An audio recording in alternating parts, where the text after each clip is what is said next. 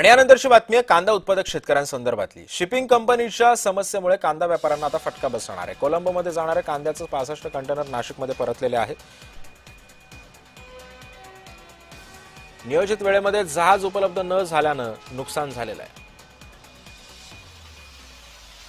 खराब झाला म्हणून जहाजाच्या कंपनीने सांगितलं की बा हा कांदा निर्यातीसाठी चालणार नाही आणि जवळपास 65 कंटेनर हे जर आज आपण बघितलं असेल तर आपल्या जिल्ह्यात रिटर्न आलेले आहे आणि तो कांदा जवळपास 90% वरती खराब झालेला आहे, सडून गेलेला आहे। जर अशाच पद्धतीने व्यापाऱ्यांचे शेकडो कोटी रुपयाचे जर नुकसान होणार असेल तर याला जबाबदार सरकार आहे।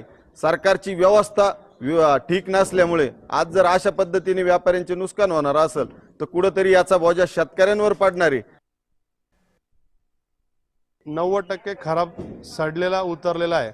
या सगळ्या नुकसानीला one network India private limited ही शिपिंग लाईन कंपनी जबाबदार आहे। मी केंद्र सरकारला या माध्यमातून विनंती करतो की आपण या आमच्यासारख्या निर्यातदाराचं नुकसान भरून काढावं आणि आम्हाला या सगळ्या नुकसानीतून वाचवावं आणि एक्सपोर्ट करण्यासाठी आम्हाला प्रोत्साहन द्यावं अशी विनंती करतो। धन्यवाद।